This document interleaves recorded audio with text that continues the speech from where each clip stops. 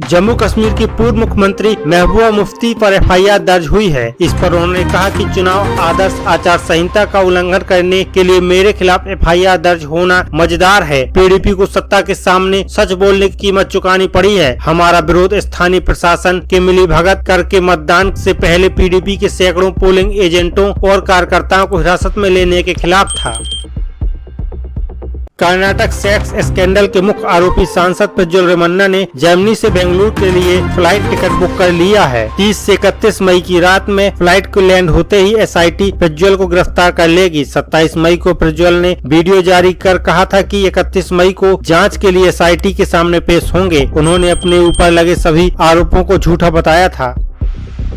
प्रधानमंत्री मोदी के एक इंटरव्यू का वीडियो वायरल हो रहा है, जिसमें राहुल गांधी ने करारा तंज कसा है। राहुल ने एक्स पर लिखा कि एंटायर पॉलिटिकल साइंस के छात्र को ही महात्मा गांधी के बारे में जानने के लिए फिल्म देखने की जरूरत पड़ती है। प्रधानमंत्री मोदी ने एक चैनल को दिए इंटरव्यू में कहा था कि गांधी फिल्म देखने के बाद ही लोग महात्मा गांधी के बारे में जान सके। बिहार में आज करीब 80 छात्रों की तबीयत खराब होने के बाद बवाल मच गया। मुख्यमंत्री नीतीश कुमार ने प्रदेश के सभी स्कूलों को बंद करने का आदेश दे दिया है। हालांकि पटना के बाद आज ही आईएएस के पाठक ने स्कूल टाइमिंग में बदलाव करते हुए सुबह 6 बजे से सुबह 10 बजे तक संचालित करने का निर्देश दिया था। उधर छात्र छात्राओं के बेहोश होने के बाद विपक्ष के साथ ही भारतीय जनता पार्टी के नेताओं ने भी स्कूल खुले रखने पर उनकी आलोचना की थी। महाराष्ट्र के मुख्यमंत्री एकनाथ शिंदे ने शिवसेना उद्धव गुट के सांसद संजय राउत को मानहानि का नोटिस भेजा है। राउत ने शिवसेना के मुखपत्र सामना के कॉलम रोक टोक में दावा किया था कि शिंदे ने लोकसभा चुनाव में पैसे बांटे हैं। इस बयान को लेकर शिंदे ने राउत से 3 दिन के अंदर माफी मांगने के लिए कहा है। ओडिशा के मुख्यमंत्री नवीन पटनायक ने कहा कि प्रधानमंत्री मोदी को मेरे स्वास्थ्य की इतनी चिंता है तो वो मुझे फोन कर सकते हैं। मेरा स्वास्थ्य बिल्कुल ठीक है। उन्हें ओडिशा को विशेष राज्य का दर्जा देने की हमारी मांग पर ध्यान देना चाहिए। एक वीडियो वायरल हुआ था जिसमें पूर्व आईएएस और बीजेडी नेता बीके पांडियान पटनायक के कांपते हाथ को छुपाते नजर आए थे। इस पर प्रधानमंत्री ने उनकी सेहत के पीछे साजिश की आशंका जताते हुए जाँच की बात कही थी। दिल्ली के मुख्यमंत्री अरविंद केजरीवाल ने एक बार फिर बीजेपी पर गंभीर आरोप लगाए हैं। उन्होंने कहा कि सिसोदिया ने दिल्ली के अच्छे स्कूल और सत्येंद्र जैन ने मोहल्ला क्लिनिक बनाए तो उन्हें जेल में डाल दिया। सिसोदिया और जैन को जेल में मैसेज भेजे गए। उनसे कहा गया कि भारतीय जनता पार्टी में आ जाओ, आपकी बेल करा देंगे। सोनभद्र और मिर्जापुर में समाजवादी पार्टी के प्रमुख अखिलेश यादव ने जनसभा की। इस दौरान उन्होंने कहा कि भारतीय जनता पार्टी ने इलेक्टोरल बॉन्ड में गटागट पैसा खाया है। हम सरकार बनने में इसे अकाउंट में खटाखट देंगे। सारी सरकारी चीजें निजी हाथों में दे दी। भारतीय जनता पार्टी संविधान बदलना चाहती है। इन्होंने नौकरी छीनने का रिकॉर्ड बनाया है। हम नौकरी देने का रिकॉर्ड बनाएंगे। किसे पता था कि ये लोग सब कुछ बेच देंगे, इसलिए अब सरकार बदलने का वक्त आ गया है। देश की राजधानी दिल्ली में भीषण गर्मी पड़ रही है। इसी बीच यहां अधिकतम तापमान ने पिछले सारे रिकॉर्ड तोड़ दिए हैं। आज यहां तापमान 52 डिग्री सेंटीग्रेड दर्ज किया गया। मौसम विभाग के मुताबिक दिल्ली में यह पहली बार हुआ जब तापमान 52 डिग्री का रिकॉर्ड पार किया हो। बिहार के बेगूसराय में बढ़ती गर्मी के बीच अचानक स्कूली 12 से अधिक छात्राएं बेहोश हो गईं। बेहोशी की हालत में छात्राओं को वहां से उठाकर इलाज के लिए मटिहानी पीएचसी में भर्ती कराया गया, जहां पर सभी छात्राओं का इलाज चल रहा है। यह पूरा मामला मटिहानी थाना क्षेत्र के मटिहानी मध्य विद्यालय का है। अभिभावकों का कहना है कि भीषण गर्मी के बीच बच्चों को छुट्टी नहीं दी जा रही है। शिकायत करने पर कहा जाता है कि शिक्षा विभाग के अपर मुख्य सचिव के पाठक ने स्कूल बंद करने का आदेश नहीं दिया। अभिभावकों का कहना है कि 42 से 45 डिग्री तापमान के कारण बच्चे स्कूल में ही बीमार पड़ रहे हैं। प्रधानमंत्री नरेंद्र मोदी ने झारखंड में जनसभा को संबोधित करते हुए कहा कि झारखंड वालों ने लव जिहाद शब्द दिया है। उन्होंने कहा कि देश में रविवार की छुट्टी होती है। रविवार हिंदुओं से जुड़ा हुआ नहीं है, ईसाई समाज से जुड़ा है। झारखंड सरकार ने एक जिले में रविवार की छुट्टी खत्म कर दी, शुक्रवार की छुट्टी कर दी। अब ईसाइयों से भी झगड़ा, ये क्या चल रहा है। लद्दाख में तैनात सैनिक की पत्नी को रांची झारखंड में बेटी व बेटे की हत्या की धमकी देकर उसका गैंगरेप करने के आरोप में 4 युवकों को हिरासत में लिया गया। महिला के अनुसार युवकों ने सोमवार की रात उसके घर में घुसकर उसका गैंगरेप किया। युवकों ने महिला से कहा था, हमें तुमसे हिसाब चुकता करना था। पंजाब में आनंदपुर साहिब के रूपनगर में रक्षा मंत्री राजनाथ सिंह ने पेट्रोल और डीजल कीमतों पर बड़ी बात कही है। उन्होंने कहा कि जहां जहां गैर भारतीय जनता पार्टी की सरकारें हैं वहां पर पेट्रोल डीजल महंगा है और जहां जहां भारतीय जनता पार्टी की सरकार है वहां पर पेट्रोल डीजल सस्ता है। इसमें कहीं कोई आपको कमी दिखाई पड़े तो मेरी आलोचना की जाए। आमिर खान के साथ दंगल और सीक्रेट सुपरस्टार जैसी फिल्मों में काम कर चुकी जायरा वसीम पर दुखों का पहाड़ टूट पड़ा है। जायरा के पिता जाहिद वसीम का निधन हो गया है। जायरा ने कहा कि मेरे पिता जाहिद वसीम नहीं रहे, गुजारिश है कि आप अपनी दुआओं में शामिल करें। बता दें कि धार्मिक रास्ते पर चलने के खातिर जायरा ने ग्लैमर की दुनिया को हमेशा के लिए अलविदा कह दिया था।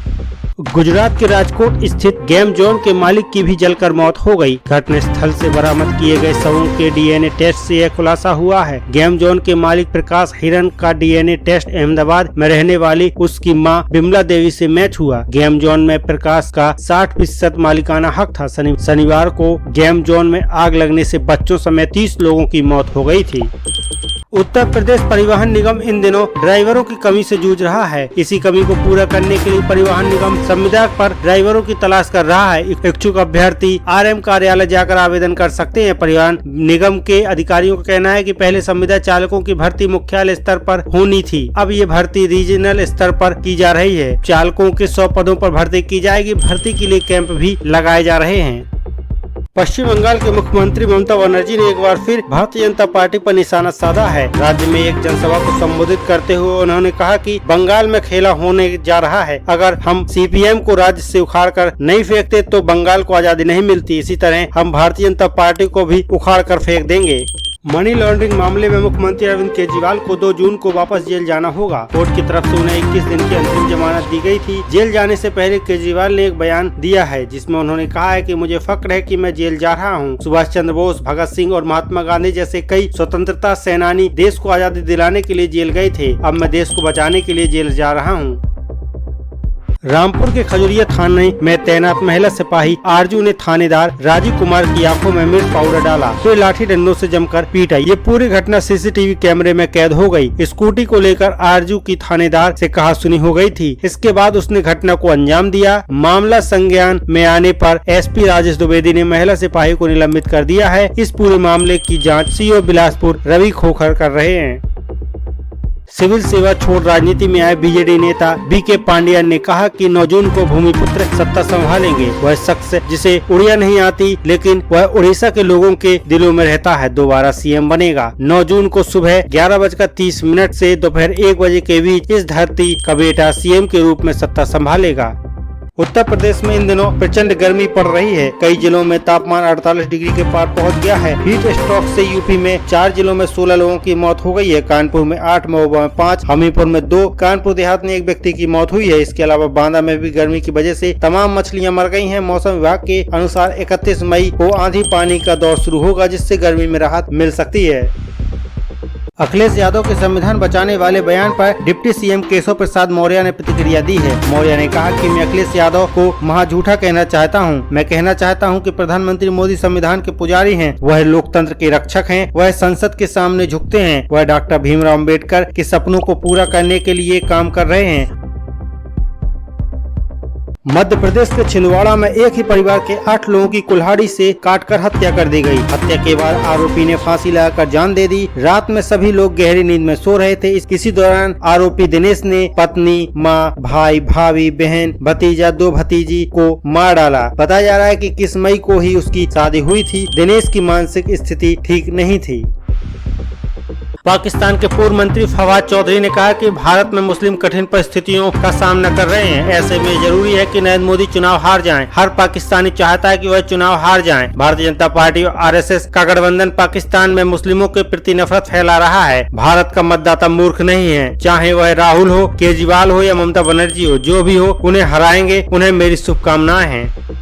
अडानी ग्रुप के मालिक गौतम अडानी पेटीएम में हिस्सेदारी नहीं खरीद रहे हैं। पेटीएम के फाउंडर और एमडी विजय शेखर ने अहमदाबाद में गौतम अडानी से मुलाकात की थी। इसके बाद कयास लगाए जा रहे थे कि अडानी पेटीएम में हिस्सेदारी खरीदने जा रहे हैं। इन खबरों पर पेटीएम ने कहा कि दोनों की मुलाकात के दौरान हिस्सेदारी बेचने पर कोई चर्चा नहीं हुई है। कोड़े केस में नाबालिग को निबंध लिखने और मामूली शर्तों के साथ कुछ ही घंटों में जमानत देने वाले पर भी कार्रवाई हो सकती है। केस में राज्य सरकार ने 4 सदस्यीय जांच कमेटी बनाई है जो जुवेनाइल जस्टिस बोर्ड के 2 मेंबर्स का पुराना रिकॉर्ड खंगाल रही है। कमेटी इन दोनों मेंबर्स के पुराने आदेशों की जांच कर 15 दिन में रिपोर्ट दाखिल करेगी। रिपोर्ट्स के आधार पर सरकार इनकी नियुक्ति खत्म कर सकती है। AIMIM चीफ असदुद्दीन ओवैसी ने कहा कि हम उत्तर प्रदेश में PDM का हिस्सा हैं, जहां PDM के उम्मीदवार हैं, हम वहां जा रहे हैं। हमें अच्छा रिस्पांस मिल रहा है। अल्पसंख्यकों को लेकर दिए गए प्रधानमंत्री मोदी के बयान पर ओवैसी ने कहा कि जब से चुनाव शुरू हुआ है, प्रधानमंत्री मोदी ने चुनाव को सिर्फ मुसलमान बना दिया है। यह इनकी एक रणनीति है। ये मुसलमानों को डर और नफरत दिखाकर अपनी नाकामियों को छिपाना चाहते हैं। केसरगंज लोकसभा सीट से मौजूदा सांसद ब्रजभूषण शरण सिंह के बेटे और भारतीय जनता पार्टी के प्रत्याशी कर्णभूषण सिंह के काफिले की कार ने 3 बच्चों को रौंद दिया, जिससे 2 बच्चों की मौके पर ही मौत हो गई। एक की हालत गंभीर है। हादसा कर्नलगंज हुजूरपुर मार्ग के वैकुंठ डिग्री कॉलेज के पास का है। हादसे से गुस्साए लोगों ने कर्णभूषण के खिलाफ जमकर नारेबाजी की। फिलहाल पुलिस ने शव को पोस्टमार्टम के लिए भेज दिया है। मामले की जाँच की जा रही है।